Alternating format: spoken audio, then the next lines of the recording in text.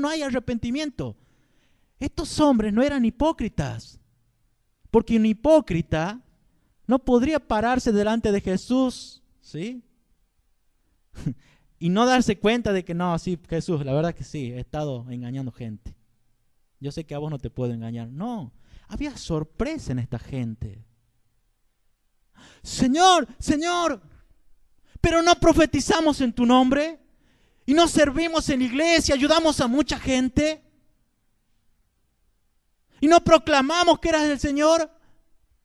Ellos esperaban una respuesta positiva de parte del Señor para que le digan, es cierto muchachos, disculpe, pasen al reino de Dios. Y la respuesta no fue positiva, fue muy dura. Había sorpresa. Se habían autoengañado.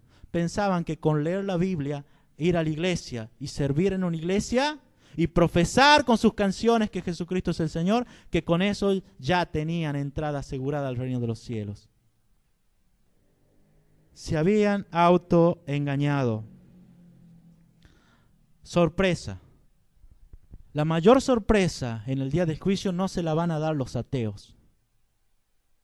Los que ahora se cansan de blasfemar contra Dios, no se van a dar la gran sorpresa delante del trono de Jesucristo. Mucha gente de que durante toda su vida se cansó de hacer lo malo y rechazar el evangelio, en los últimos minutos de su vida, en los últimos días, tiemblan en sus lugares donde están postrados. ¿Es así o no?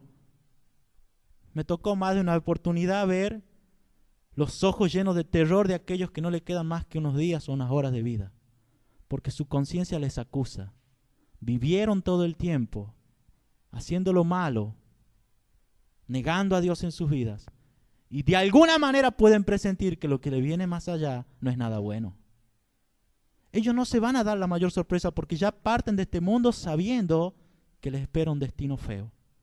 Los que se van a dar una mayor sorpresa son estos, los que van a las iglesias, los que sirven en las iglesias, los que procuran aprender más la Biblia y creen que por mayor conocimiento, por servir en una iglesia y por decir, qué bueno, yo no adoro los ídolos, Jesucristo es el Señor, creen que por eso ya cuentan con el favor de Dios. Eso se van a dar la gran sorpresa, hermanos. Es importante tomar en cuenta la advertencia del Señor. Este es el punto, hermanos. Esta gente tenía prácticas cristianas, pero no una vida cristiana. Prácticas cristianas, pero no una vida cristiana. Una vida cristiana se caracteriza por girar en torno a la voluntad de Dios. No todo el que me dice Señor, Señor entrará en el reino de los cielos, sino el que hace la voluntad de mi Padre que está en los cielos. Te pregunto, ¿quién entrará en el reino de los cielos? ¿De quién? Del Padre. Muchos quedarán fuera, mas el que hace la voluntad del Padre que está en los cielos entrará en el reino de los cielos. En estos muchos había religión, pero no había relación. No había relación con Dios. No querían una relación con Dios. Dios, no quiero que te metas en mis asuntos. No quiero que me quites mis tiempos libres. No quiero que me sigas metiendo el dedo en la llaga en ese pecado. Y pensamos que al pecado lo necesitamos y no nos caemos. Y queremos seguir abrazando eso que es contrario a la voluntad de Dios. Pero no queremos relación con Dios. Jesucristo no vino a establecer ninguna nueva religión en el mundo. Jesucristo dejó su gloria en los cielos y murió en una cruz para posibilitar una nueva relación de Dios con el hombre. Amén. ¿Cuándo el hombre perdió la relación con Dios? Cuando le dio las espaldas a Dios en el jardín del Edén. Le dio la espalda cuando decidió seguir su propia voluntad y no la voluntad de Dios. Jesucristo murió en una cruz para hacer posible restaurar la relación de Dios con el hombre. Y una relación de Dios con el hombre implica que el hombre voluntariamente se hace siervo de la voluntad del Padre que está en los cielos. Amén. Amén. Puede ser que todavía vivamos en pecado. Hemos cambiado de religión. Ya no somos católicos, ahora somos de la religión evangélica. Pero yo te pregunto, ¿tienes una relación? No te pregunto si eres católico, eres evangélico. Te pregunto, ¿tienes una relación con Dios? Porque quien no tenga una relación genuina, auténtica con Dios, no entrará en el reino de los cielos. Por más conocimiento de la palabra que tenga, por más que sirva en las iglesias y en cuantas cosas más pudiera servir, por más que se canse de decir que Jesucristo es el Señor, no importa las prácticas cristianas, no importa la religión por más depurada que sea, te pregunto, no si tienes una religión, ¿tienes una relación genuina, sincera con Dios? ¿Es realmente Dios el Señor de tu vida? Una relación con Dios, una relación con Cristo. Vivir no para uno mismo, sino conformarnos a la voluntad de Dios. En una ocasión Jesucristo se dio vuelta, Lucas 6:46. Ya estaba cansado de tener seguidores, pero seguidores del pan, seguidores del pescado, seguidores de la curación, pero no seguidores auténticos de Cristo. Lucas 6:46. Se dio vuelta a Jesucristo y le dijo, ya cansado porque escuchaba de todos lados, Señor, Señor, Señor, Señor. Ah, Señor. Se dio vuelta ya a Jesús y le dijo, ¿por qué me llamáis Señor, Señor y no hacéis lo que yo os digo? En otras palabras, ¿por qué son tan hipócritas? Ya estoy cansado de escuchar por todos lados, ah, Señor, Señor, ahí va el Señor. Y no hacéis lo que yo os digo. ¿Cómo será que era el Señor de casi todos ahí? Que en una oportunidad tenía 20,000 y cuando no quiso hacer milagros y empezó a hablar la palabra de Dios, le quedaron 12. Ahí están los muchos. Cuando había pan y pescado había 20,000 y todos decían Señor, Señor. Y cuando había palabra de Dios, ¿cuántos quedaron? Ni el 10%. Ni el 1%, 12. Y de los 12, uno era del diablo. 3 años y medio estuvo con el Señor, Señor. Y a tal punto tenía las prácticas cristianas, digamos así, y era tan discípulo externo de Jesús, que los otros ni cuenta se dieron de quién lo iba a traicionar cuando Jesús le dijo, de cierto, uno de ustedes me va a traicionar. Dice la palabra de Dios que los otros 11 sabían, vos has visto Judas, yo te he dicho que era Judas. ¿Pasó así? Exteriormente se comportaba igual que los otros 11. A tal punto que cada uno de los otros discípulos dijeron, yo, Señor, yo. Nadie sospechaba de Judas, porque seguía exteriormente a Jesús como los otros. Pero Jesucristo no era su Señor. El seguimiento de Cristo no es un seguimiento externo, religioso. Si te saco la lectura de la Biblia, la asistencia al culto y las canciones que alabamos y decimos que Jesucristo es el Señor, ¿qué te queda? ¿Te queda una relación genuina, sincera, personal con Dios?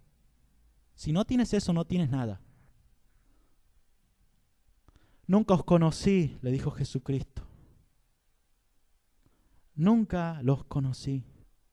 En el original viene a ser algo así como ni siquiera en algún tiempo. Nunca jamás. Muchas veces nos confundimos, ¿no? Y pensamos, ¿cuánta cantidad de gente que dice que es evangélico ahora no va en ninguna iglesia? Y hasta piensa que son salvos todavía. Pero acá el Señor Jesucristo está hablando de gente que fue a la iglesia, hasta sirvieron en las iglesias, pero Él dice, nunca los conocí. El conocimiento no es acá un conocimiento intelectual, sino un conocimiento experimental. Jesucristo le está diciendo, jamás tuviste conmigo una relación genuina. Jamás hubo una comunión verdadera conmigo. Jamás fuiste un compañero de ruta mío. No te conozco. Dios quiera que a ninguno nos toque esta respuesta del Señor, pero Él la dará. Él está diciendo lo que sucederá. No te engañes, hermano. No nos engañemos. Ni siquiera por un instante te conocí. No hubo jamás en tu vida, está diciéndole el Señor, en su vida no hubo ni por un instante una verdadera relación conmigo. Hubo prácticas religiosas, pero no una relación con Dios. Hay una gran diferencia entre seguir a Cristo y seguir a cualquier otro maestro. Y ya en esos tiempos de la Biblia era notorio.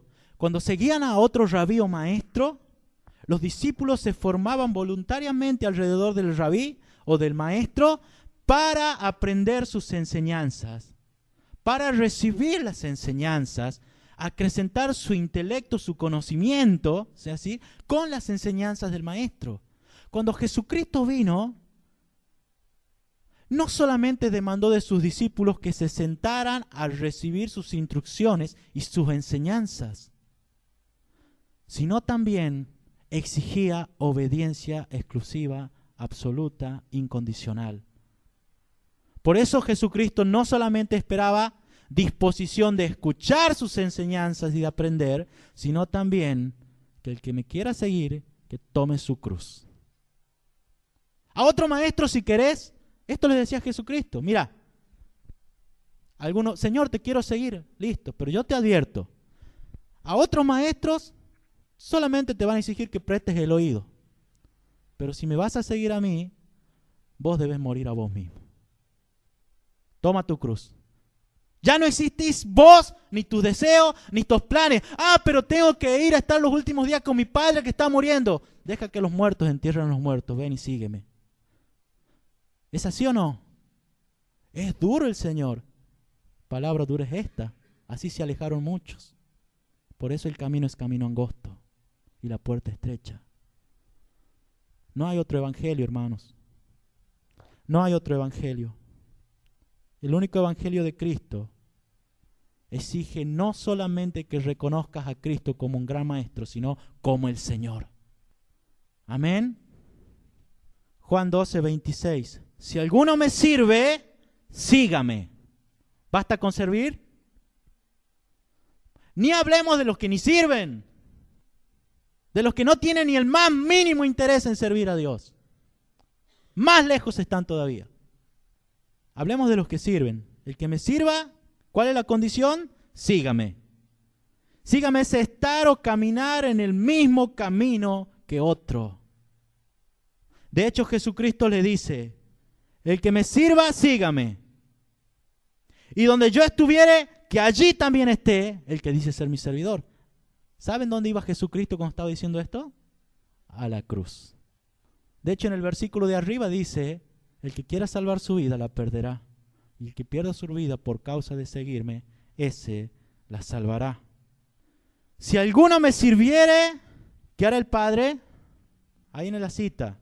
Mi Padre le honrará. Ahora está turbada mi alma. ¿Mas qué diré? Padre, sálvame a esta hora. Mas para esto ha llegado a esta hora.